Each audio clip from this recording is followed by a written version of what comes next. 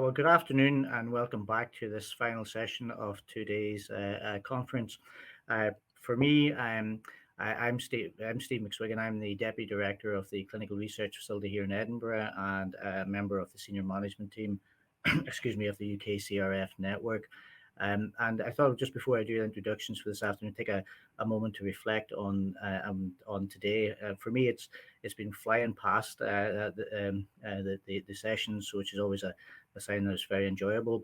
And also, I thought it'd be worth mentioning, that for us in the research community today, we've had an opportunity which we rarely get, which is to pause and have a bit of reflection on the achievements that we in this community have made over the past year and a half in particular. They were happening before, of course, but I think the profile of research has been very high, and we need to build on that. And it's been brilliant that we've been able to get that feedback from senior partners from the NHS, etc.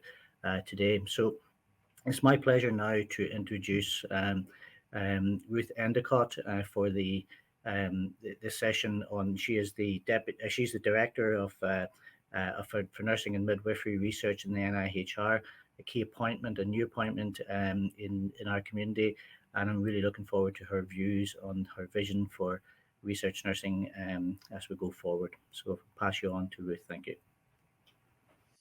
Okay, thank you, Steve, for that welcome. It's great to be with you today. And I'm sorry, I've had so many competing priorities over the last few days that I haven't actually caught up with much of it, but I'm sure Jen will pull me back into the loop with everything. So that's great. And it's good to be speaking at this part of your conference. So I'm actually just going to talk to you a bit about a new vision for nurses involved in research. And I guess, what's really new. It's new because with my role coming in, we've got the opportunity to look at where nurses and midwives fit within the NIHR across all different streams of work. So it's not just about people delivering studies, but it's actually also about the clinical academics and clinical staff from whom a lot of those important questions first come. So we're looking at how all of that can perhaps tie together. Next slide, please. Sorry, probably just need to say that a bit clearly. Next slide. Thanks. So the work that we're doing at NIHR Nursing and Midwifery sits in a wider context, and that context includes the Chief Nursing Officer's strategic plan for research. Ruth May is the first Chief Nursing Officer to bring in a particular department to look at actually what do we need to do with nursing research. How do we strengthen, how do we build better links?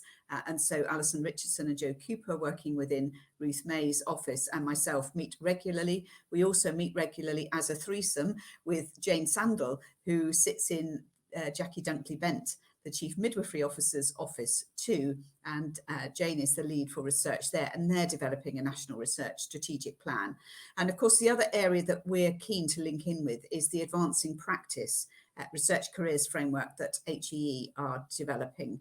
So, and I know that's just the England side of things, but for the moment, those things are underway. So it's really key that we are part of that, and we're involved in each of those groups. So that's really fantastic.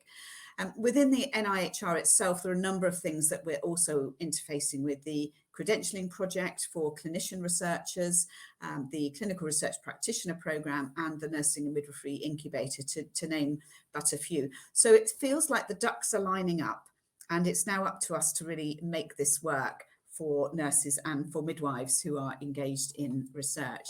Next slide. So one of the first things that we've tried to do is to find the nurses who are engaged in research in the acute trust system, the infrastructure, as it were. And we know that there are research nurses and midwives working through R&D in the CRFs, in the BRCs, and we found a few in some other unusual places too. But people engaged in research, as I've said just now, are also clinical nurses and midwives. So we need to find a way of getting them to know about NIHR and the potential that there is here for them to learn more about research. If they're generating clinical questions, why does this work for this group of patients, or why doesn't it? Why don't these patients ever seem to do what we ask them to do? What's happening here? And a lot of those things will end up turning into some kind of a research question, and we need to nurture that, don't we? Clinical nurses and midwives are often the closest to the patient and to the family, and that's where those questions often come from too. But also, sitting within that clinical nursing and midwifery group are also clinical academic nurses and midwives, and these are absolutely a goldmine from the point of view of actually how we look at research across the whole of the trust. And where we've got more clinical academic nurses and midwives, it seems to me from my anecdotal experience that we do get more clinical questions turning into research ideas and more of that sort of thing going on. So they're an absolutely crucial crucial resource. So what we're trying to do first of all is actually find out where people are, and some of you via social media, if nowhere else, will be aware that there was a census undertaken recently by two of our 70 at 70 sort of appointees, and they actually looked at where people are in the system and how many people identify as a research nurse or research midwife, so that we can at least get a better sense of how many folks there are and what then we need to do to support people. So moving on from this, next slide, please. We've also got two groups who I think are really crucial in what we want to do going forward. And those are those senior nurse and midwife research leaders. It's a long title, so they tend to get affectionately badged as the 70 at 70. They started in the year of the anniversary of the NHS, following year, I think, probably. But and they are across different specialties within nursing and midwifery. They're across different settings. So some are working in community care, some are working in acute and different parts of the profession, some in paediatrics. But these people are absolutely key in terms of where they sit within this system. There are a few, quite a small number, who are lead research nurses for their trust and also a clinical academic, so working in a postdoc position within the trust. We haven't found that many of those, but there are a few, which is great, because when you've got role models, then you can work out what we need to do to provide more opportunities for people. Some of them are clinical academics, and others are working in some kind of a hybrid of those kind of roles. So that there are an amazing group of people, and in their 2.5 years so far, they've done some amazing things that I'm sure you've heard about via social media, but you'll be hearing a lot more about in the next 6 months or so as they finish off. For the first time this year, I actually listened to the budget speech with a bit more attention. And one of those reasons is because obviously, if you put something in to the spending review as a bid, if you like, then you want to know whether you're likely to get your money out, as it were. And there's a lovely line in there that talks about career training and development for underrepresented groups, specifically nurses, midwives, and AHP. And some of the wording used there is actually the wording I put in for a second cohort of the 70 at 70. So we're hoping that there'll be more 70 at 70 going forward, and that'll be great. But we've also got these amazing people who work in advanced practice roles. A lot of these are actually in clinical practice, but we know there are a few because I met them just a couple of weeks ago via Jen, who are working in research roles as well. And it was fantastic to meet that small group, and then to maybe work out actually how can we spread what they're doing across the system, but also how can we address some of the challenges they've got in their roles, in that some of the things they're able to do in advanced practice in clinical areas, they can't actually then do when they're in their research role, which does seem an incredible waste of resource. So we need to work together to work out how we can break down some of those barriers as well. So they're a particularly important group of people as well. Next slide.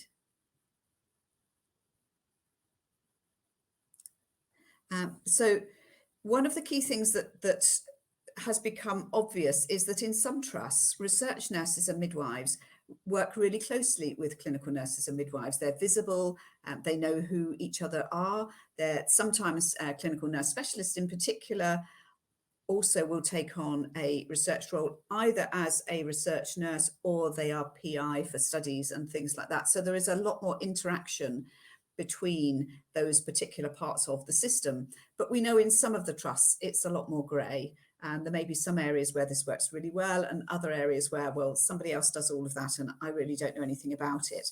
And there's that whole idea of, you've got to see it to be it. And we need to really optimize that visibility so that clinical nurses and midwives may be starting to think about perhaps research is one of the options in terms of career pathways, and to get some better understanding of what that really means and the amazing work that research nurses and midwives do, whichever part of the system they're actually in. And of course, the CRFs are absolutely key to this. So we need to be thinking about actually how we get everything dark blue and we don't have the grey anymore. And of course, the clinical academic nurses and midwives absolutely do engage in their own specialty often with the people working clinically. But again, we need to think about actually how we get that arrow spreading across into research delivery and to the research nurses and midwives working in their field as well. So there's quite a lot to do to work out how we can reduce gaps, how we can bring people closer together, and in particular how we can think about sort of hybrid roles. And some of the barriers in particular around the research nurses and midwives were evident through the work done recently through the Careers Initiative. And thanks to those of you who filled in that particular survey, it's been really valuable. And we've started to look at some of the outcomes from that piece of work just this morning. So watch this space. You'll be getting a summary or access to a summary so you can see what it is that we've actually found through that piece of work. But we do need to know what the challenges are in order to improve the lot of people working across all of this system. And Jen Allison has been working in her role as Associate Director at NIHR for Nursing and Midwifery, looking at hybrid roles and where just locally, maybe a matron of a CRF has found a small pot of money for maybe a couple of days a week and actually is able to talk with one of the clinical managers to say, well, if you've got 3 days, I've got 2 days, we've got a whole post between us. How can we make all of this work? And what are the systems and processes? Again, it's that whole sense that actually, if you can't even see any examples of this, then you're not even going to believe that it can work in your own trust. So we need to be publicising those as well. So next slide, please. So the vision for NIHR Nursing and Midwifery, and this is work that we've only just recently started, but the vision statement is that what we want to be able to do is to inspire nurses and midwives across this whole system to improve health outcomes through research, whether it's by asking the right questions, whether it's by making sure that we're delivering the studies in a timely manner, or whether it's actually by making sure people have the right career opportunities to improve their sort of skills and to stay within the system, to be quite honest, because we do know that for our professions, people are leaving. I'm convinced that research might be one way that we can stop some of that as well, and that we might be able to offer people an opportunity to get engaged in something that's exciting, something that's groundbreaking, and that maybe to relieve some of that feeling of exhaustion that people working clinically have currently got. But at the end of the day, whatever workforce challenges there are, we're all in this together, which is why for me, working very closely with Ruth May's office in particular around workforce challenges and with Mark Radford at HEE, we've got to work out between us how we sing from the same hymn sheet and how we actually work through what we need to do next. There's no point in us persuading people working clinically to come and work with us, because then we're just depleting that same workforce, aren't we? So it's just about thinking perhaps a little differently about all of these things. So next slide.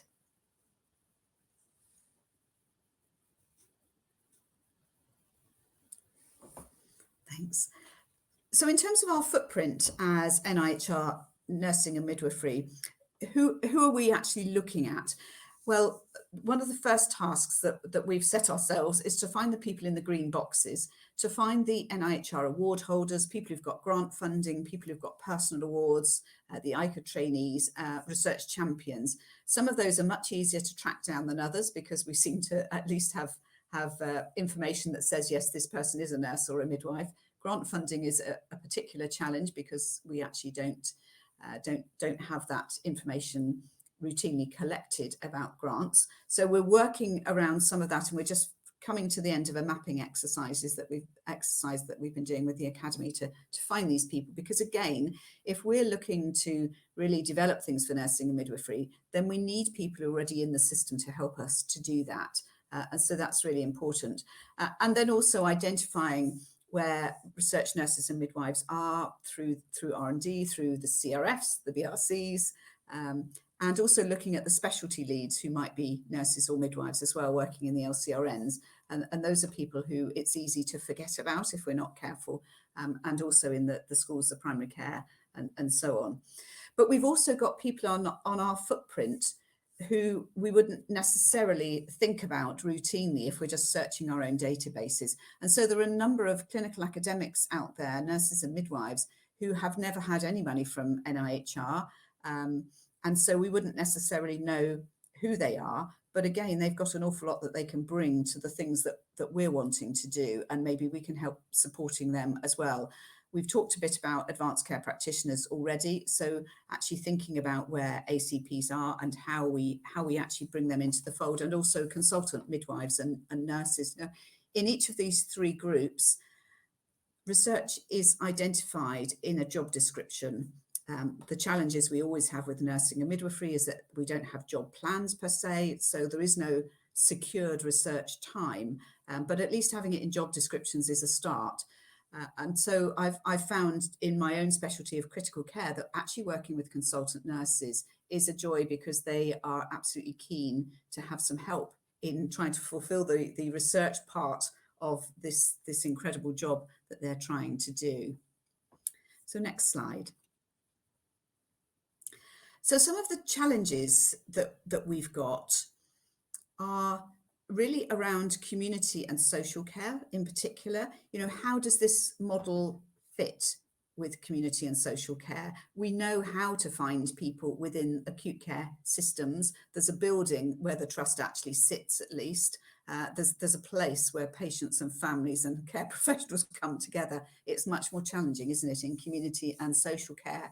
And these sorts of things are challenges across the NIHR. This isn't exclusive to nursing and midwifery at all, but we do need to find people. We need to work out what we can do to help. We need to find the role models where things amazing are happening, so that we can then publicise that. But also thinking about how the strategies that other people are developing, that very first slide, how those strategies actually apply to people working in community and social care. And if there are gaps, is that the sort of thing that we need to get involved in? The gaps currently around trying to get general practices involved in the primary care research activity, and the drop-off of practices that have been engaged in primary care research. Is there something there that working through the community trusts, we can do something a bit differently? So we're starting to think about all of those kinds of things, and we don't actually know the answers to any of this. These are just the questions and the challenges. Next slide. So where are we going from here? Well, we've got three initial areas of work that we want to get moving with. The first of these is to look at flexible career options for research nurses and midwives. And that's across the whole of this system, wherever these people happen to be. And secondly, we want to look at an accelerated API scheme. I know that the current API scheme is not suitable, and indeed you're not eligible to join research for the research nurses and midwives, because you're already engaged in research. That's your full-time job for some of you, and you're in a research role. But we're also very aware that the current API scheme doesn't actually apply in terms of the sorts of things that the APIs are being trained to do, because you guys are already doing it. So why on earth would you need to go through perhaps a tick box exercise to say, yes, I've already done this, this, and this. But what we do need is an accelerated version of that. And then we need to work out, when people have gone through that kind of a scheme, what do we need to do to sort of keep people warm, if you like? What's the next stage while you're waiting for a study to actually then become the PI for? So there are lots of challenges around all of that as well. But then the third area, and these are literally our kind of short-term priorities, if you like, is to look at options for research nursing and midwifery roles in community and social care. So it's great to have areas of work. Well, how are we going to do it? Because myself and Jen Allison and Kathy Henschel, who are the Associate Directors of Nursing and Midwifery, can't do all of this ourselves. We've already got very full jobs. But what we are doing is appointing 3 clinical fellows. So we're going out to advert within the next week or 10 days. These will be secondments across into NIHR, so protecting current terms and conditions, so there'll be no impact on pensions and those sorts of things. And these posts will come in from early next year, sort of February, March time, for 18 months at half time. So what we're really hoping to have are sort of people who will bring in their existing strengths, if you like, and their existing experience to actually make our team better, if you like. So for me personally, I think it'd be fantastic if we had a midwife join our team. But the idea really is that what we end up with is a team who can sort of keep us honest, if you like, in terms of the things that we need to be doing for nursing and midwifery, but also to keep us in touch with the things that are happening on the ground, so that we don't sort of dream up wonderful schemes that will never ever work in practice, or that we're just not sensitized to what's really going on and what life is like at the moment for people trying to get on with the day job, as it were. So next slide. So next stages. So what are we doing? We're looking at strengthening leadership for nursing and midwives across the system. That is the whole purpose of this role coming in, and us establishing an office for nursing and midwifery at NIHR. And some of the preliminary things I've talked about are about us trying to work out where we need to do this. Increasing links with the real world of research, our development and delivery, different settings, different parts of our professions, and then identifying what good looks like. We are also then developing an action plan in relation to the things that we want to do, which we will then go out to consult on with all different parts of the system to see actually what we might be missing. So the key thing is to look out for those posts if they might interest you at all, but also look out for any opportunities to get involved in the things that we're doing, or to tell us maybe where we might be going slightly adrift, or how we could do things more efficiently. So that's all I wanted to say for now. There are some questions coming, I think, so I'm more than happy to take questions. I can't promise I'll give you wonderful answers.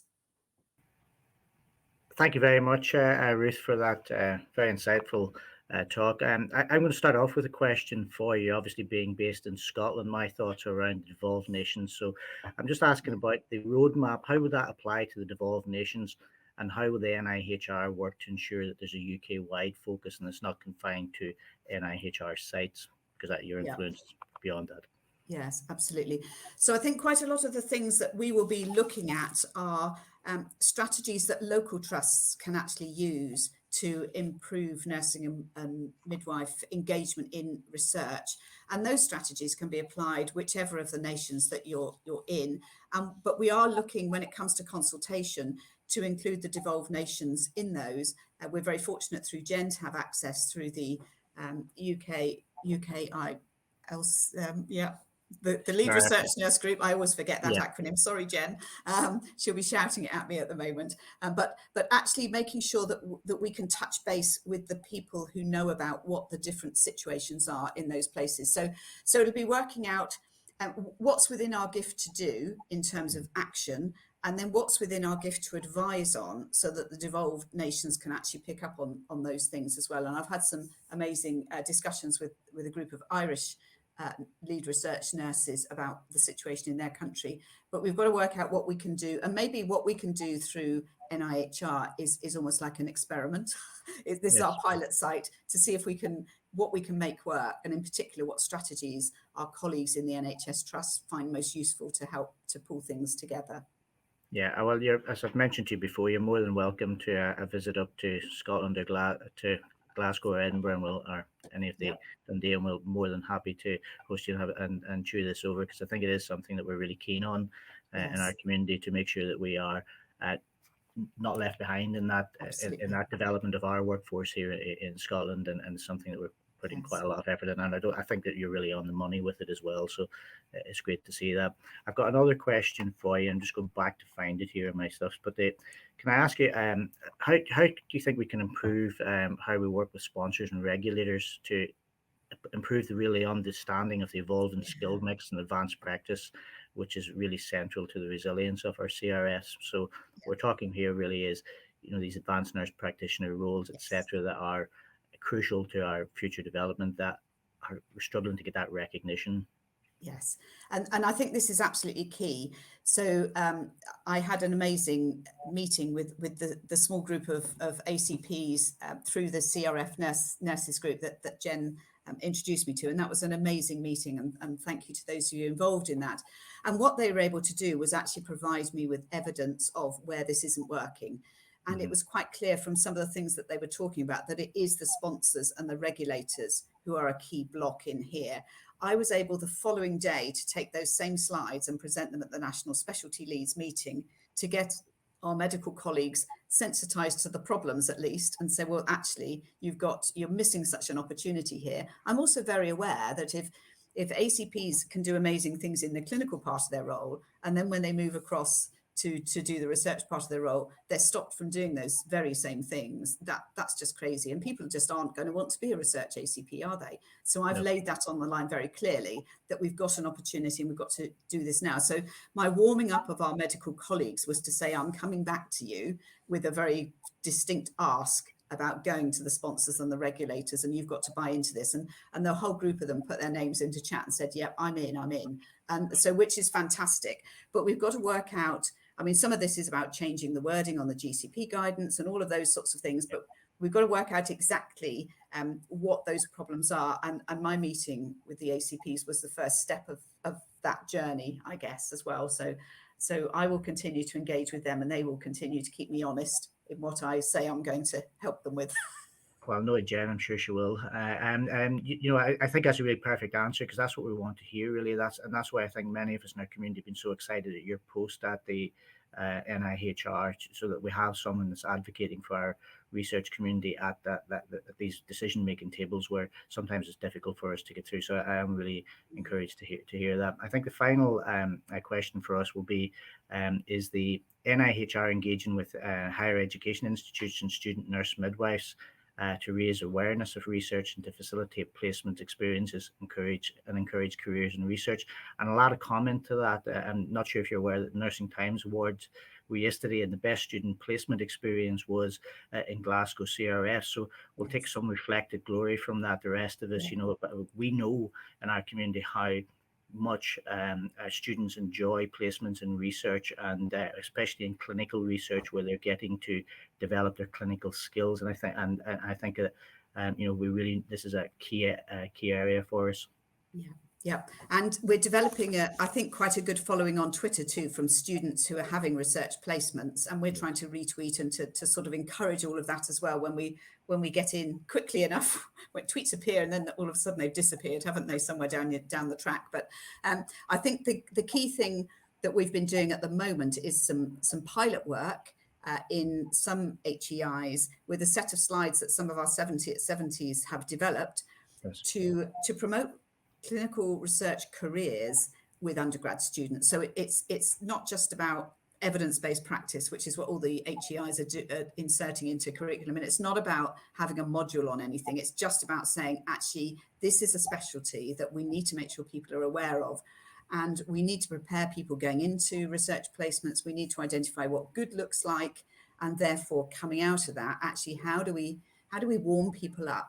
And the first of those roles that we're appointing to, the clinical fellow roles, that will run from the flexible career options person, the person who takes that on will run from undergraduate all the way through to sort of consultant level. So absolutely, that will be within their remit to work out what's the outcome of this pilot work. What do we do from here? And of course, the Council of Deans are very involved in this kind of work as well. So I meet with them quite regularly. We didn't have time to go through all the footprint, but they're one of the stakeholders who I'm meeting with in the Carin network in particular. So they've done some work on this too.